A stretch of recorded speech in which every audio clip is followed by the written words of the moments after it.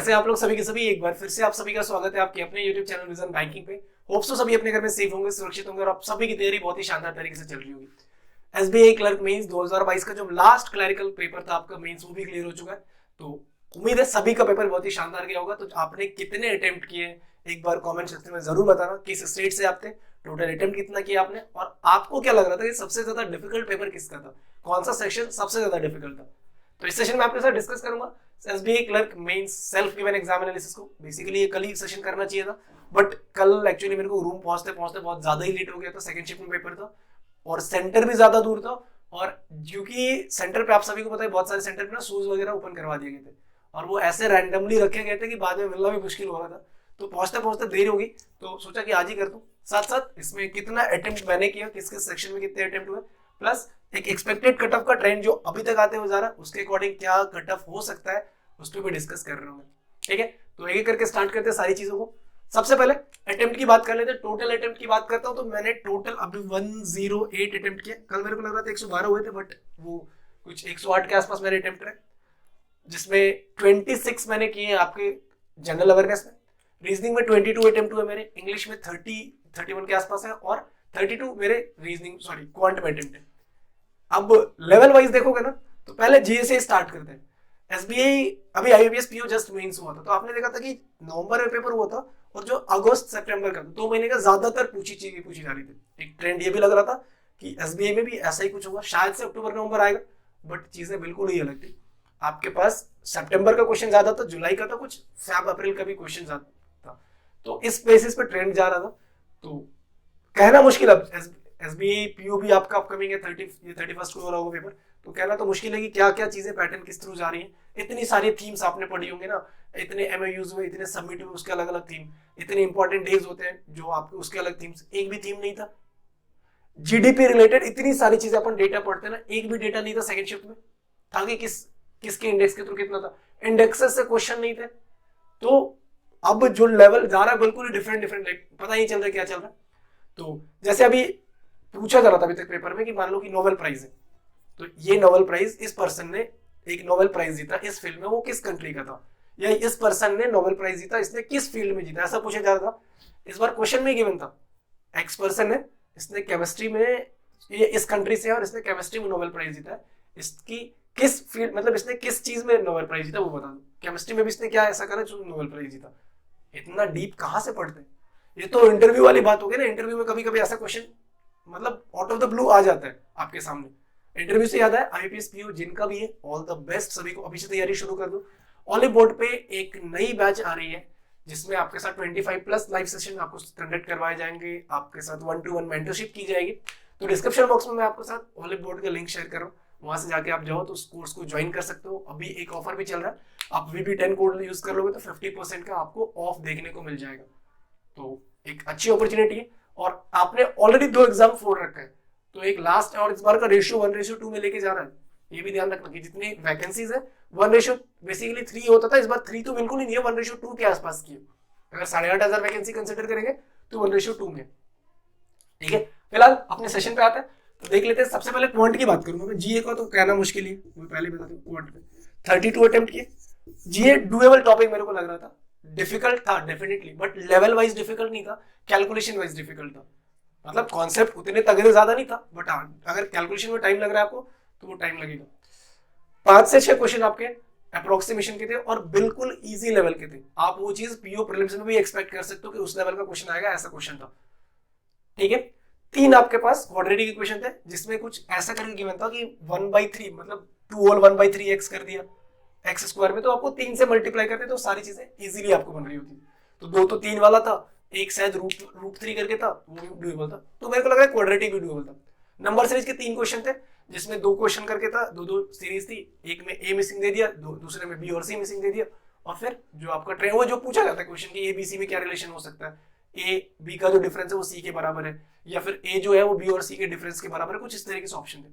तो वहां तक डुएबल था। नेक्स्ट अर्थमेटिक ठीक ठाक था, मतलब ठीक ठाक कहने का मतलब मेंस लेवल का अर्थमेटिक था।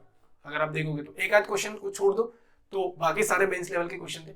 डीआई, एक डीआई आपने देखा होगा कि आपका सर्कल बेस्ड मतलब पाई चार्ट का डीआई था, 2 डीआई थे, 2 पाई चार्ट थे उसमें। एक गिवन था डोज 1 कोविड मतलब वैक्सीन का, और एक था डोज 2 का। डोज 1 में बता रखा था कि 2x नंबर है, डोज 1 में x नंबर है, उसके परसेंटेज हर एक का परसेंटेज गिवन था 10% 15% करके। डोज 2 का भी गिवन था। 3 क्वेश्चन थे, 2 तो रेशियो में बन रहे थे जो कि आराम से डुएबल थे। आप 2x को 200 मान लो, x को 100 मान लो, आराम से सारी चीजें कर सकते हो। एक क्वेश्चन उसमें था जिसमें आपको डेटा पूछ रहा था, नंबर पूछ रहा था, वैल्यू पूछ रहा था। तो एक बात बताओ, जब तक क्वेश्चन ने कोई वैल्यू नहीं दी है, आपका हाथ कैसे पहुंचोगे उस वैल्यू तक? तो पहुंचा नहीं जा सकता था, can not be determined, option number B में ही था, आराम से टिक करना था उसको। ठीक, नेक्स्ट क्वेश्चन था आपका एक डीआई था जिसमें 1080 वैल्यू था, है ना, 1080 था, शायद 1080 था टोटल नंबर ऑफ एप्पल्स के, जिसमें से कुछ एप्पल्स रोटेन थे और कुछ फ्रेश थे। जो रोटेन एप्पल थे उनका प्राइस फ्रेश एप्पल के सेलिंग प्राइस का आधा था। ठीक है, और आपको परसेंटेज में गिवन था कि A B C D E shop में कितने कितने जा रहे हैं, उसमें से कितने परसेंट रोटेन है, सॉरी फ्रेश है, तो रोटेन माइनस करके करना था, वहां से भी वैल्यू कैलकुलेट करना था, मल्टीप्लाई करके आपको कुछ में सेलिंग प्राइस का वैल्यू पूछ रहा था, कुछ में एक का दूसरे के साथ रिलेशन बता रहा था, कितना परसेंट ज्यादा है कितना परसेंट कम है, वो भी डुएबल था। वहां से 6 क्वेश्चन थे। तो मेरे को लगता है कि 10 उधर से और 9 क्वेश्चन इधर से, 19 नंबर तो आराम से बनने वाले थे, है ना। 19 नंबर के क्वेश्चन बहुत ही इजीली आप कर सकते थे। एक रॉन्ग नंबर सीरीज भी था जो शायद से मेरे को लगता है फंसे हो गए। एक कैस्लेट के बारे में बात करूंगा। कैस्लेट थोड़ा सा टिपिकल इसलिए था क्योंकि आपने मुझे बताया कितने लोगों ने उस कैस्लेट को अटेम्प्ट किया था, क्योंकि मेरे को लगा लास्ट में जाके वो क्वेश्चन ज्यादा फंस रहा था, तो मैंने एंड पॉइंट पे उसको छोड़ दिया। जब जहां तक मेरे से लग रहा था कि डुएबल जा रहा है, जब मेरे को 2 इक्वेशन नंबर नजर आ गए, एक पॉइंट पे आके उसमें एक्स और वाई का 2 इक्वेशन आ रहा था सिमिलर, मतलब आप जैसे अगर 2 लीनियर इक्वेशन आ रहा है तो हम क्या करते हैं, बेसिकली सब्स्टिट्यूट मेथड से उसको सॉल्व करते हैं।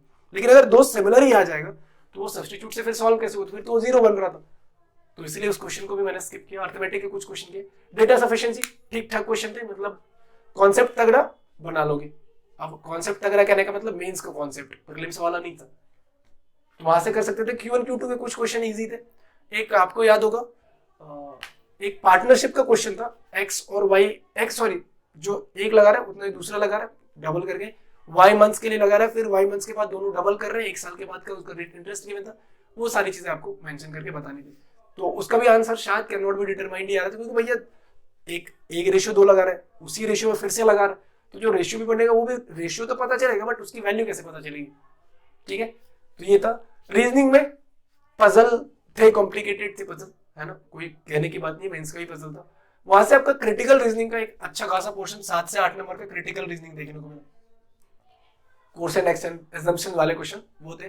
कोडेड इनइक्वालिटी था आपका, सिलॉक्स नहीं था, कोडेड इनइक्वालिटी था, कोडेड ब्लड रिलेशन था आपका, प्लस और क्या था, डायरेक्शन डिस्टेंस का भी क्वेश्चन था कोड में, करेक्ट डायरेक्शन डिस्टेंस भी था, वो भी डुएबल क्वेश्चन था। क्योंकि कभी कभी ना आपको अगर दे देते हैं ना कि 145 135 वाला एंगल, तो वहां पे फंसते हो, बट ऐसा कुछ नहीं था, स्ट्रेट था। मान लो अगर गिवन है कि P#R5 गिवन है ना, तो इसका मतलब अगर है हैश का मतलब मान लो अगर साउथ है, तो बता रहा है P is south from R, और 5 जितना भी आपके पास नंबर था उसमें 5 ऐड करके वैल्यूज गिवन थी।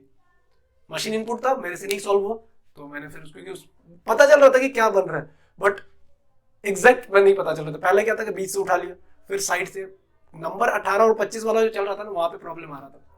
इंग्लिश डुएबल टॉपिक था, अगर रीडिंग कॉम्प्रिहेंशन को छोड़ दो तो दोनों के दोनों रीडिंग कॉम्प्रिहेंशन आपके कैलकुलेशन सॉरी हाइपोथेटिकल बेस्ड है कि आंसर आपको हाइपोथेटिकली बताना है। आप अगर चीजों को पढ़ के समझ पा रहे हो और फिर उसको अपनी लैंग्वेज में कन्वर्ट कर पा रहे हो, तभी वो चीजें आप सॉल्व कर पाओगे।